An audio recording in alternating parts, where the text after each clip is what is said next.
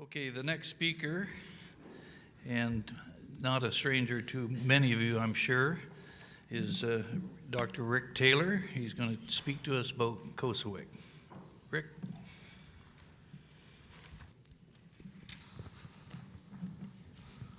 Thank you, Harvey. Thanks for the invitation. It's always great to have any opportunity to promote the case of fish conservation, particularly salmon and steelhead. First slide, please. Thank you very much. Just note of clarification, my tag and the biography before said COSEWIC. I am no longer a member of COSEWIC. My term there as chair ended, so I'm an ex-chair. Just take note of that. I was chair for 4 years between 2015 and 2018, and a member of the committee otherwise for about 15 years before that. And Harvey, so I'm speaking from my experience as COSEWIC chair. I am not speaking on behalf of COSEWIC. The new chair is a great friend of salmon and steelhead and many fishes, including sturgeon. That's John Reynolds at SFU. So I'm very happy that he's taken over the reins. So I'm going to talk about COSEWIC's role in the emergency assessment of Thompson and Chilcotin Rivers steelhead. And as a first step in the quote-unquote emergency listing request under Canada's Species at Risk Act. And I've planned this for around 25 minutes, and I've apparently got 45, so we'll have hopefully lots of time for questions and discussion. So this is going to be the outline. What is COSEWIC? Why did we assess TCS, Thompson Chilcotin steelhead? What did we find? The fourth is life in the slow lane. That's my characterization. What happens next and what happened next? And sort of feeds into the last part, where are we now? So the first part of the talk is going to be quite general, and then I'll focus in on COSEWIC's specific role in salmon and steelhead assessment. COSEWIC is an independent, emphasis, national science advisory body for species at risk of extinction in Canada. It stands for the Committee on the Status of Endangered Wildlife in Canada. It was first established in 1977, did its first assessments in 1978, and it only became sort of within the sort of legal realm as it was recognized as the body that provides species conservation assessments under Canada's Species at Risk Act that received royal assent in 2003, I believe. To date, we've done 808 wildlife species have been assessed at some level of risk. We've done over 1,000, 1,200 or something in total. As of November 2018, 808 have been declared by COSEWIC based on various pieces of evidence at some level of risk of extinction from Canada. That does not include 18 more that have been declared extinct. And I'll get to how we do that in a second. Okay, so what's the structure of COSEWIC? First of all, we have these meetings, and we sort of finalize the status descriptions, which I'll describe a bit later, of species at various levels of risk by 31 votes. And here are some happy people at a recent COSEWIC meeting. This consists of 4 votes. These are all secret votes. They used to be hand-showing votes. Apparently, in the old days, there was lots of strong-arming at coffee breaks. 4 of those votes occur amongst the federal government departments responsible for species at risk. That's GFO, Parks Canada, Canadian Wildlife Service, and the Canadian Museum of Nature. There are 13 provincial and territorial governments' votes. Each province and territory can send 2 members to these meetings, and 1 of those votes, so that's 13 votes. There are 3 non-government science members. These are people who are not otherwise members, and they're just general sort of freelance scientists that can apply. This is a totally open process to apply for these positions, competitive process. There are 3 votes from these non-government science members, and John Reynolds was a non-government science member before he became chair. There's 1 Aboriginal Traditional Knowledge Subcommittee consisting of 2 chairs, and they share 1 vote. And there are 10 votes from these 10 species specialist subcommittees, each one headed by 2 people, and they share one vote. And here are the, oh, it's off a little bit for some reason. Anyway, these are the 10 species specialist subcommittees. I'm not going to go through them all, but we deal with anything from amphibians and reptiles in the top left to vascular plants on the bottom right. And within there on the left, you can see freshwater and marine fishes. And because most steelhead, I think, spend the majority of their life in the marine environment, they're dealt with within the marine fishes subcommittee. Although we've assessed other things like Athabasca rainbow trout within the freshwater group. Now, I want to point out that each one of these species specialist subcommittees has 2 co-chairs, and they share one of these votes.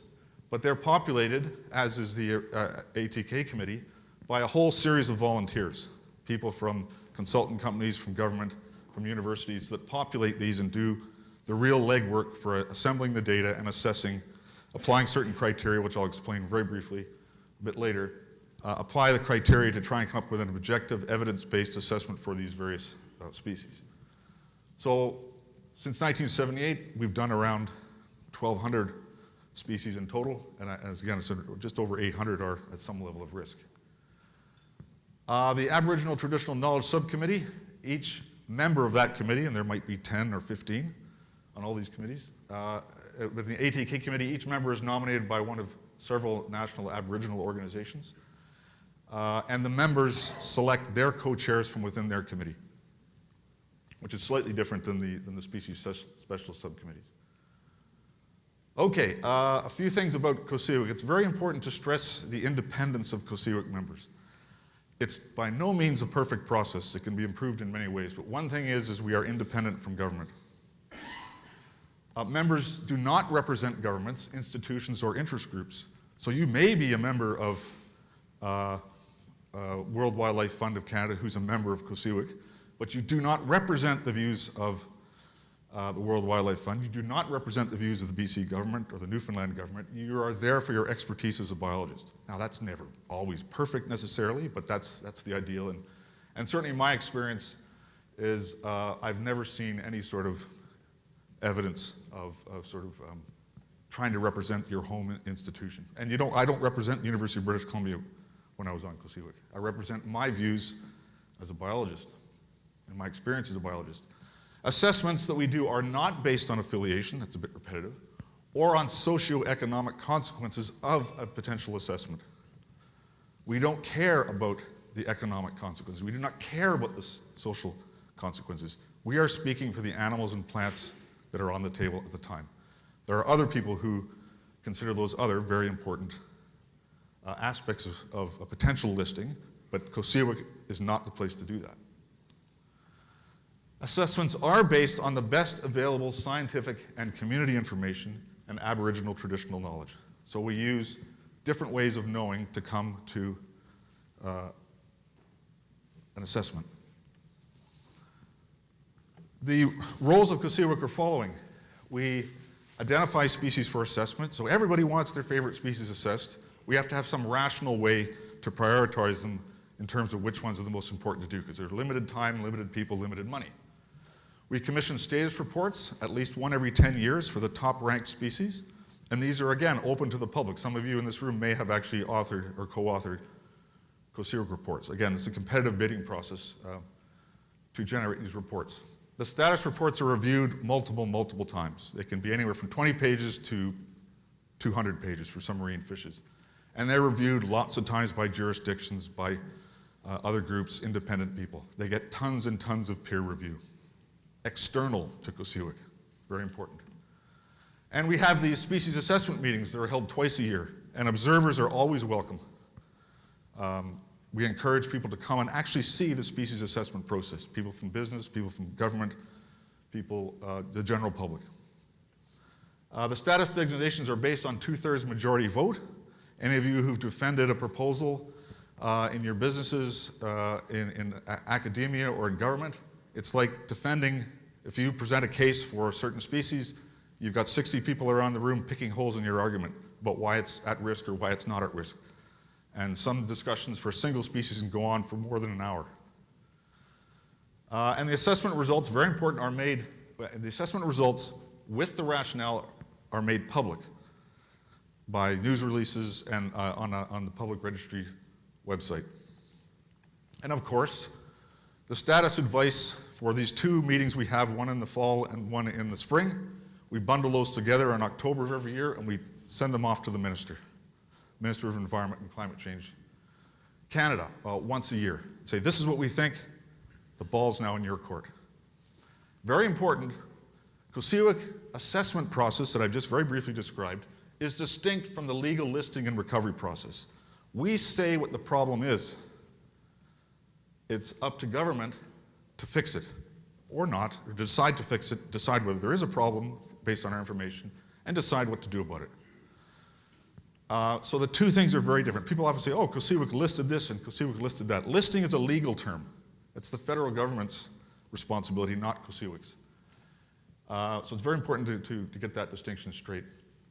And I also want to make it because in many ways COSEWIC has the easiest part. We're just biologists. We sit and we look at the data as imperfect as it is and we try to come to a rational decision. What to do about it is really the difficult part. Doesn't mean it shouldn't be done. It doesn't mean people aren't working hard enough to do it, but in many ways COSEWIC has the easy part. So these are the status designation definitions that we use. Extinct, top left, all the way down to data deficient, unfortunate bin, where we just can't have enough information to make a decision, on the bottom right. I've got the three there boxed, extirpated, endangered, and threatened, because these are the three designations. Well, first of all, they're based on internationally recognized quantitative criteria: the amount of area the animal or plant lives in, its population size, the rate of decline. And these are all based, empirical thresholds based on evidence-based studies in nature. And these are the International Union for the Conservation of Nature criteria. The boxed ones are also the designations that SARA prohibitions against harming or killing the animal or plant or destroying its habitat apply. The other one, which is a technically an assessment category, special concern, no legal there's no legal requirements to do anything there in terms of guarding against destruction of the animal or its habitat or plant. So the vast majority, 79, 78% of the animals and plants that we've assessed fall into one of those four categories, extirpated to special concern. Okay, and just to, again, give it a little bit of a local flavor, this is a little outdated. This is as of, I think, this is as of April 2018. This just shows some of the BC species that have been in various categories. The ones in bold are the ones that have not been listed by the federal government after COSEWIC said they should be. And you can see they go from the lowly stickleback, extinct. There's Okanagan Chinook salmon endangered that's still not been listed. Been done at least two times. I think it's been assessed by COSEWIC, down to some lichens and slugs. So you can see just because COSEWIC says it should be listed, often they're not. There's definitely a pattern to that, which I'll come to a bit later. And of course, we can't forget that more recently, November of 2017, there are 24 conservation units, or we call them designatable units, of Fraser River sockeye salmon that were assessed. 15 were endangered, threatened, or special concern.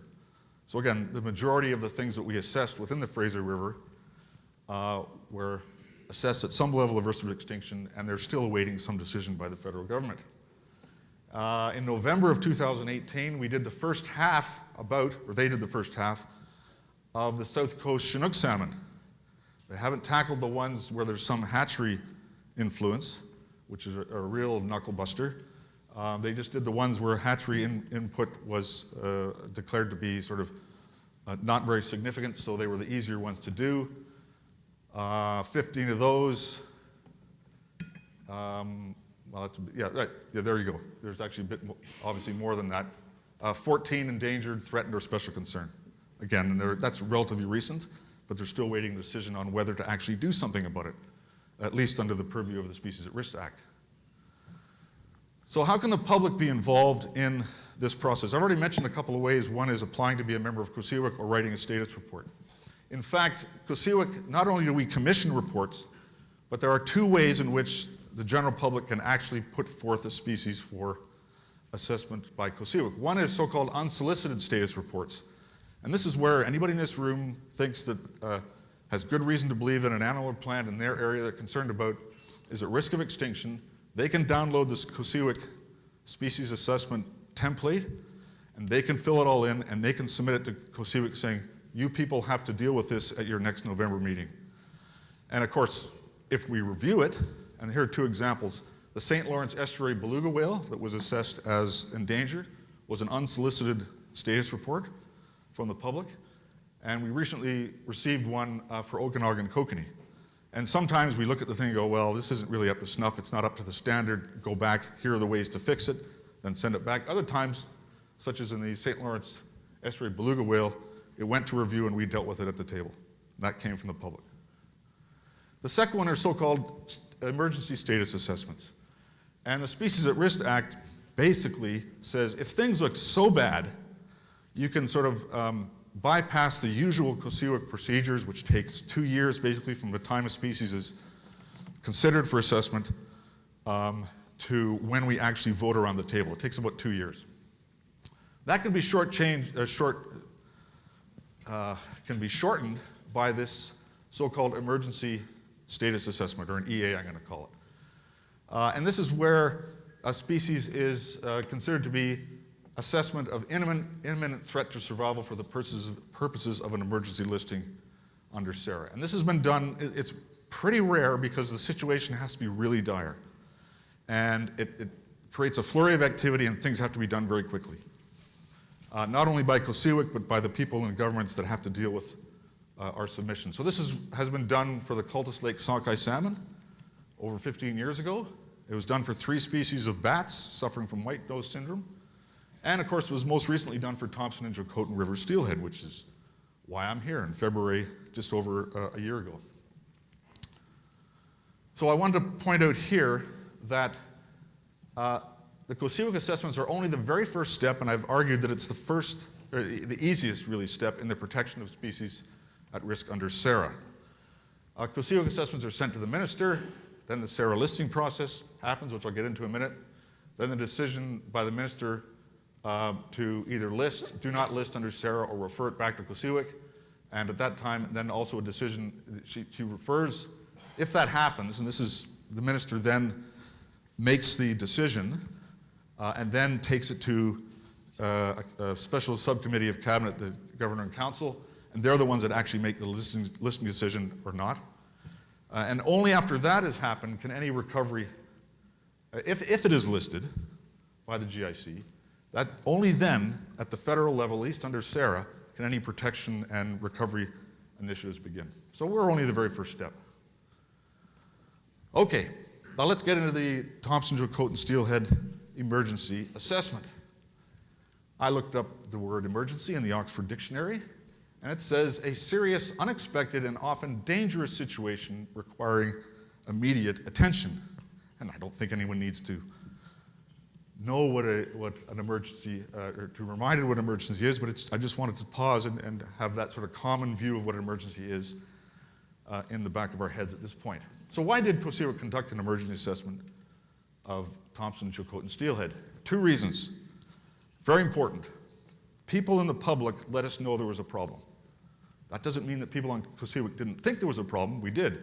But people in the public took the initiative and wrote letters and said, you guys got to do something because these things are tanking. So we got a letter from Leonard Piggin for the Kamloops fly fishers in January 2016, by others in 2017 to COSEWIC, and there were other people who wrote letters to the Catherine McKenna ECCC minister with a CC to COSEWIC in November of 17. So there were several things, immediate things that said, hey, wake up and pay attention to this data that come out in these weekly summaries by Rob Bison for the test fishery in the lower Fraser River. Can't you see there's a problem here? Well, we did think there was a problem, but again, a lack of capacity. There's a lot of other problems, a lot of other marine fishes and freshwater fishes that were in trouble too. But this really shook us a bit, and we said, okay, it's not just us, we've got to do something about this. So I made the decision as chair to conduct the emergency assessment based on sort of my own gut feeling, our own gut feeling, and also this pressure from the public to, look, we're watching, do something. So we convened a teleconference that was attended by about, so I made the decision in December. We convened a teleconference about a month later and wrote a relatively brief report with a rationale, looked at the data, et cetera, and sent our report with a request to the minister for an emergency listing due to imminent threat of extinction of Thompson and Chilcotin steelhead to the minister, Catherine McKenna, in February of 2018. Okay, so what did we find? Well, we didn't actually find anything. These are data provided by Rob Bison from his, the BC government, from his analysis of the test fisheries in the lower Fraser River. And it's a little small, but these are years. God, I gotta move over here, that's why I've got this thing. Yeah, 1960 to 2010. You can see numbers. This is Thompson over here, this is Chilcotin over here. That's 500, 1,000, 1,500, 2,000, 2,500, 3,000 fish. Estimated spawning fish. You can see these numbers up here, up 3,000, 3,500 for the Thompson. This is where we are now. A precipitous decline in the estimated numbers of spawning fish in both of these rivers. Now, I've got the last 3 generations, which in the Thompson is 15 years, and the Chilcotin, I think, is 18 years. What COSEWIC does is we take the decline, the magnitude of the decline across back to 1960 is precipitous. But what we use is and the IUCN recommends using the rate of decline over the last 3 generations. So that's what that black line represents, log linear fit decline, and we came up with some estimate of decline over those 3 generations. And the number of mature individuals has declined by greater than 70% over the last 3 generations, and it is inferred that this decline will continue into the future. I think the Thompson was 79, the Chilcotin was 83 or something, but the point is the threshold that the IUCN recommends is anything over 70% decline over the last 3 generations, and if you think that decline is going to continue, then it meets this sort of god-awful set of criteria, A2BD plus 4BD. I'm not going to get into that jargon. The A criteria basically had to do with rate of decline over 3 generations and whether it's projected to continue in the future and all that sort of thing. The C represents the total population size, which was below the thresholds, which were 500 and 1,000 or something like that, and if you infer a decline into the future. And D1 is also another criteria that deals with small population size and small number of actual spawning localities. So it was clear to us that the state of affairs that people had known about for both of these populations of steelhead trout clearly met these international scientifically defensible thresholds for an endangered status. COSEWIC also has to, we just can't say, oh, well, the numbers have dropped. We have to provide some rationale for why we think these numbers have dropped. So, if you read the entire report, which is not that long, it's only 18 pages or something, we outline 3 areas of concern for threats to these species. We clearly indicated that and the order here is intentional, 1, 2, and 3. Is there sort of the order in which we thought were most severe in terms of threats towards these fish. Reduce marine survival, for all the reasons that David and Brian talked about, water temperature, predation by seals, sea lions, etc. Reduce productivity. Bycatch and net fisheries for Pacific salmon, both in the Strait of Georgia and in the lower Fraser. And declining conditions in freshwater habitats. And I just didn't stick the question marks there for this talk, because David and I have had this debate for a year now. We certainly presented this as a possibility, and there was some uncertainty, but certainly 1 and 2 were the big ones for us. Okay, so life in the slow lane. What happened next? Now these next 2 slides are actually kind of overwhelming. There's way too much text on them. That's the point.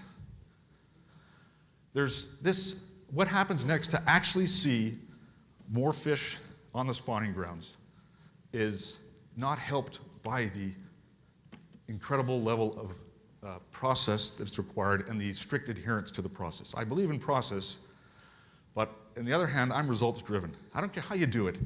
We need more fish with their butts spawning in the rivers. So the first thing after we send this emergency assessment to the minister is we get a so-called response statement. And the law says the response statement is supposed to discuss how the minister intends to respond. That's why it's called a response statement to COSEWIC's assessment. If you ever read these things, they're completely useless. They're usually a restatement, a bland restatement of the things that COSEWIC already told them. So the very first line in the minister's response statement is, this wildlife species faces a number of threats, including declining habitat quality, which is not, first of all, and it goes on for listing the rate of decline and the numbers. It doesn't say what they're going to do. Not only that, but it totally reversed the order in which we said the threats were in the marine environment. Okay, there's a public consultation period for 2 months. We post the emergency assessment on the Species at Risk Registry website. The minister's response statement is there, and then the public's invited to make comments on this for 2 months. At the same time as this happens, there's a recovery potential assessment that's organized. And this is where biologists and the federal government and the province and I guess independent consultants get together and try to come to some conclusion about whether or not recovery is even possible. Because if recovery isn't possible, there's no point in listing it really. You can, because it's still on the website, COSEWIC says it's doing terribly, but if there's no habitat left, there's no point in really listing it because you can't do anything about it. So this gets into much more detailed exploration of the threats. What's the potential for mitigating those threats, for reversing those threats, and what's the potential for this population to recover if we can fix all these things? And that's been finalized, and I'm not going to get into it, but there's been some controversy considerable controversy about what everyone in the room agreed on and what was finally published by DFO. Considerable disagreement. Reversing of threats and downplaying things, that sort of stuff. Then there's a regulatory impact statement analysis. This is known as a socio-economic analysis, and it's boxed because I think that's in the stage we're in now. And I say think because I'm not even exactly sure this process can be so cumbersome. And I've asked people repeatedly for clarifications who should know this. And often you get an answer, well, I'm not exactly sure where it's at, that sort of thing.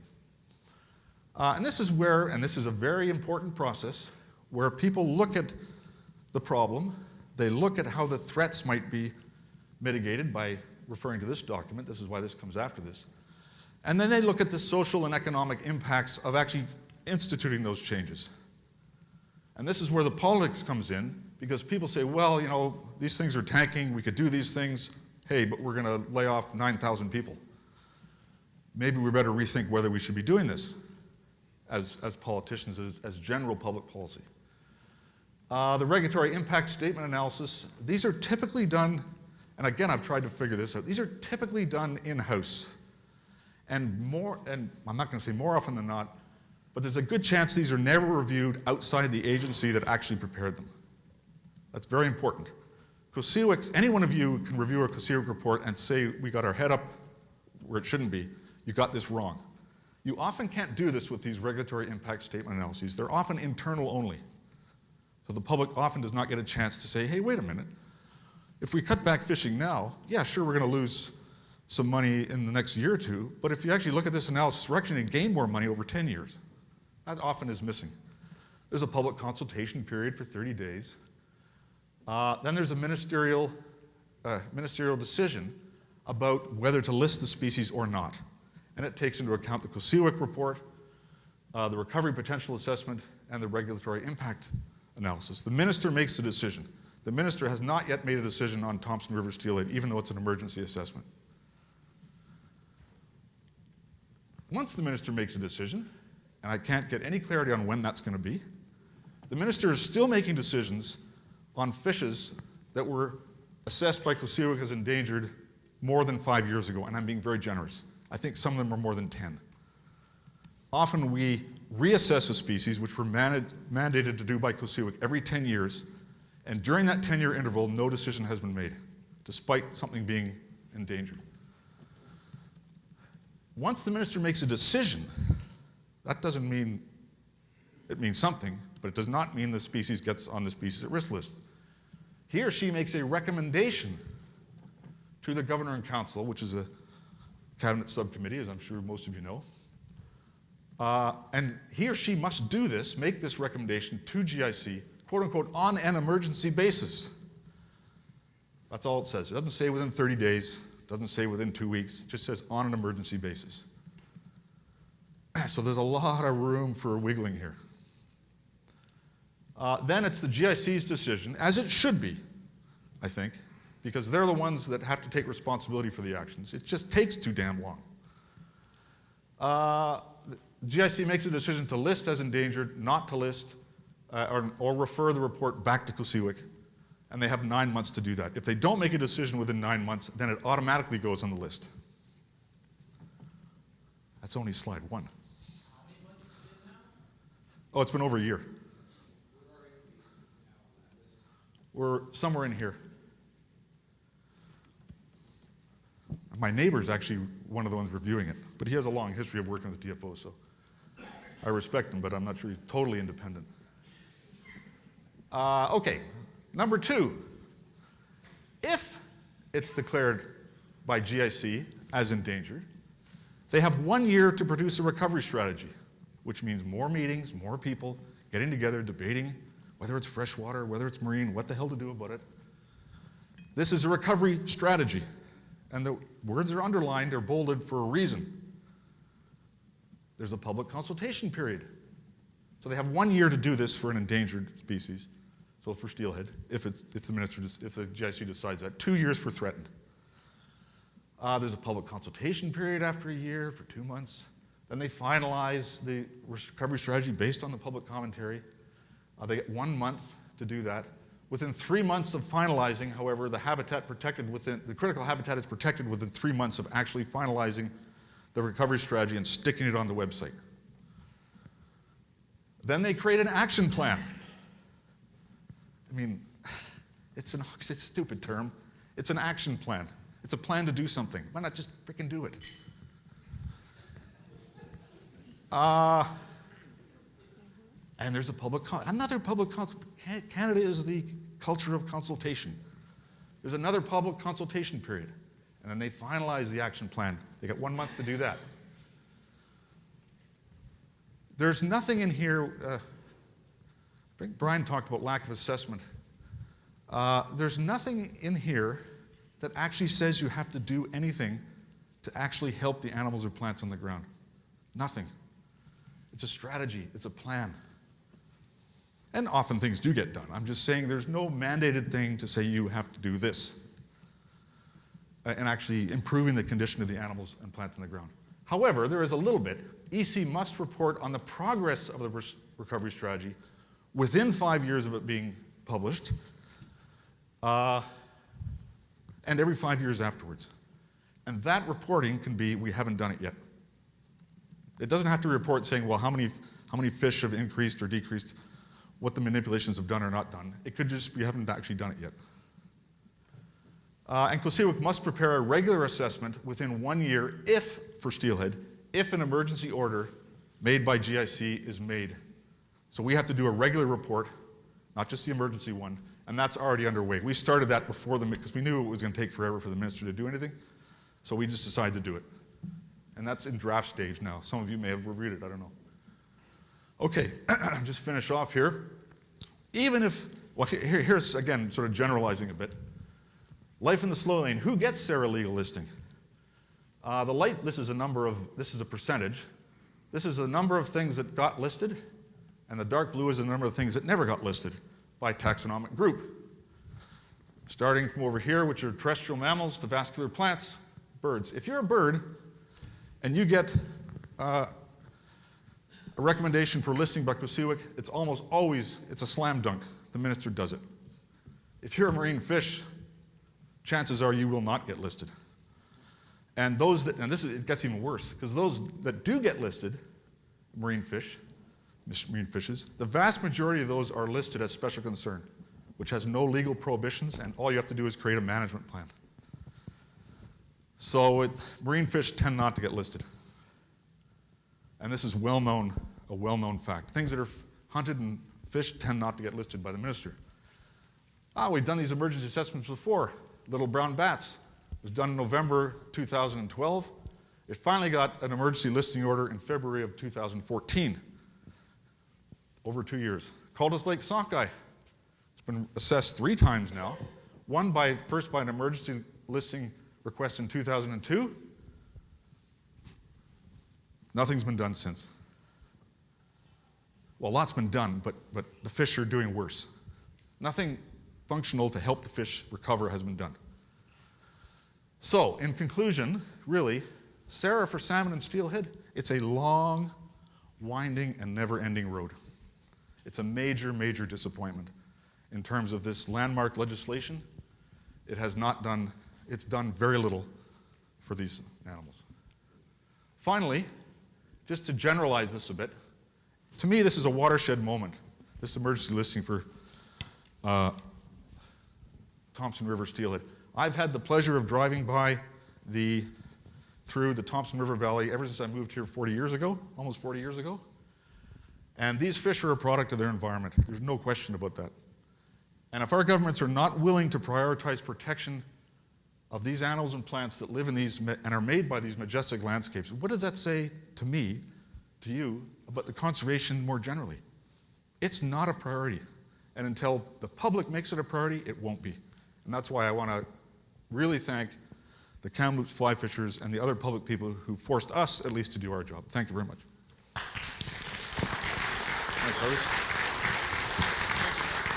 Oh, thank you. We have time for a couple of questions. There, and then Brian. Or let's go with Brian because you're at the front. And then.